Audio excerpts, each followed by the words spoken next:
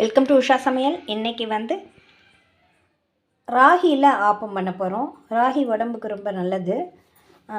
நான் இதை என்ன பண்ணியிருக்கேன் அப்படின்னா, 1 கப் அளவுக்கு இட்லி அரிசி, 1 கப் அளவுக்கு ரா ரைஸ் பச்சரிசி, அதே 1 கப் அளவுக்கு ராகி, அதாவது முழு ராகி தானியம் இருக்கு இல்லையா, அது போட்டுட்டு நம்ம கைனால் யார் பண்ணுறீங்களோ அவங்களுடைய கைனால் ஒரு பிடி அளவுக்கு உளுத்தம்பருப்பு, முழு உளுந்து இருக்கு இல்லையா, அது ஒரு பிடி அளவுக்கு அவல், ஒயிட் அவல், அது மெல்லிசான அவலாக இருந்தாலும் சரி, கெட்டி அவலாக இருந்தாலும் அது போட்டுக்கோங்க. 1 ஸ்பூன் அளவுக்கு வெந்தயம், இதெல்லாம் போட்டு ஒரு 4 ஹவர்ஸ் நல்லா ஊற வச்சுருக்கேன்.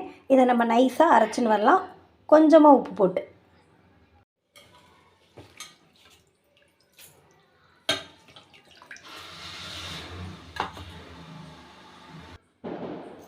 கொஞ்சமாக உப்பு போட்டுக்கிறேன்.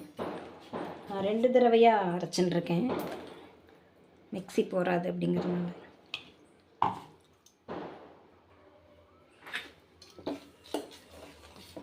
நீங்கள் அரைக்கும் போதே கூட உப்பு போட்டு அரைச்சிக்கலாம். 2 தடவையாக நான் அரைச்சதுனால மாவில் போட்டுருக்கேன். கொஞ்சமாக போட்டுக்கோங்க, ஏன்னா நம்ம இது ஸ்வீட் போட்டு பண்ணுறதுனால உப்பு ஜாஸ்தி தேவையில்லை. நல்லா மிக்ஸ் பண்ணிவிட்டு ஓவர் நைட் அப்படியே விட்டுடலாம். நான் இதில் தேங்காய் கொஞ்சம் திருகி வச்சுட்டுருக்கேன். அதோட உங்களுக்கு தேவையான அளவுக்கு சுகர் ஆட் பண்ணிக்கோங்க. மொத்த மாவில் போட்டு நம்ம வேஸ்ட் பண்ண வேண்டாம். மாவு நல்லா பொங்கி வந்திருக்கு.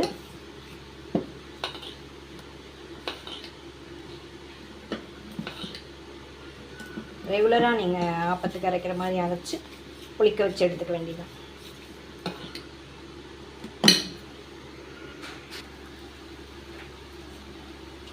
மிக்ஸ் பண்ணி வச்ச அந்த சுகர் கோகனட் ரெண்டையும் நடுவில் மட்டும் கொஞ்சம் போட்டுக்கலாம். உங்களுக்கு தேவைன்னா நீங்கள் இதை பண்ணிக்கலாம். எனக்கு பிடிக்கும், அதனால் நான் பண்ணிட்டுருக்கேன். கோகனட் ஆயில் விட்டுக்கோங்க. கோகனட் ஆயில் தாராளமாக யூஸ் பண்ணலாம். நல்லெண்ணெய், இந்த தேங்காய் எண்ணெய், இதெல்லாம் கொலஸ்ட்ரால் கொஞ்சம் கூட இல்லை தேங்காய் எண்ணெயில்.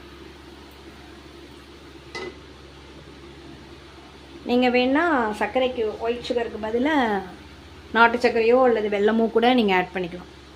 அப்புறம் ஆப்பம், தோசை ரெண்டுக்கும் வித்தியாசம் இல்லாமல் போயிடும். நம்ம இந்த தேங்காயும் சர்க்கரையும் போட்டால் தான் இது ஆப்பம். இதுதான் முன்னாடிலாம் பண்ணது.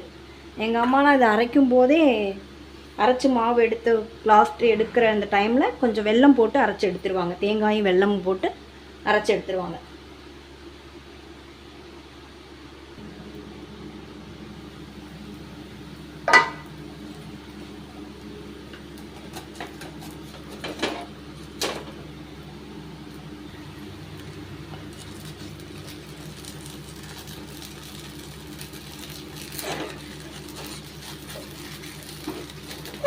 மாஸில்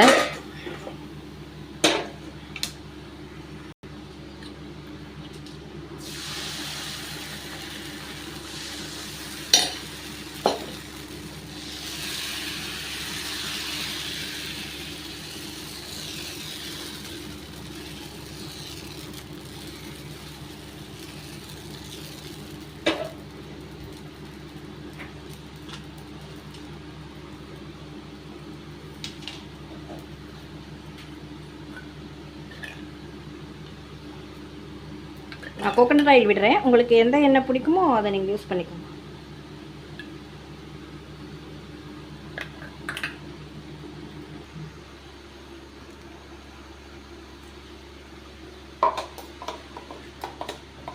நம்ம டேஸ்டியான ஹெல்த்தியான ராகி ஆப்பம்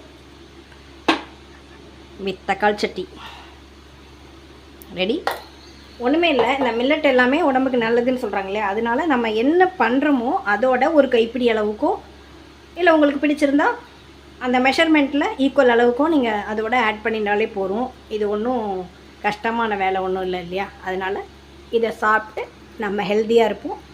அதுக்குன்னு தொடர்ந்து நம்ம வேறு ஒரு ஃபுட்டு, இது இந்த கேவுரு, இந்த இது பண்ணுவோம் இல்லையா, அந்த கம்பு, குதிரைவாளி அப்படிங்கிறதெல்லாம் நம்ம ரெகுலராக எடுத்துக்கூடாது. நமக்கு சவுத் இந்தியன் ஃபுட்டு எது நம்ம ரெகுலராக சாப்பிட்றோமோ அதை சாப்பிட்டுக்கலாம். இதை கூட கொஞ்சம் ஆட் பண்ணிக்கலாம், அவ்வளோதான். தேங்க்யூ ஃபார் வாட்சிங். Thank you friends. இது மட்டும் என்ன சவுத் இந்தியன் ஃபுட் இல்லையா அப்படின்னு நீங்கள் மனசில் நினைக்கிறது எனக்கு கேட்குறது. பட் நம்ம வந்து அதை நடுவில் விட்டுட்டோம். முன்னாடி சாப்பிட்டவங்களாம் ஹெல்த்தியாக இருந்தாங்க, இப்போ சாப்பிட்றதில்ல. நம்ம நாட்டு பயிர்கள், அதாவது நம்ம தமிழ்நாட்டில் விளையக்கூடியது. இப்போ கேரளா அப்படின்னு எடுத்துட்டிங்கன்னா எல்லாத்துக்கும் தேங்காய் போடாமல் எதுலேயுமே இருக்காது. அது மாதிரி ஆந்திரா சைடு பார்த்திங்கன்னா மிளகா அள்ளி போடுவாங்க, அவங்களுக்கு அது ஒத்துக்கும். அவங்க எப்படி நம்ம சாப்பிட்டு பழகணுமோ அந்த மாதிரி சொல்கிறேன்.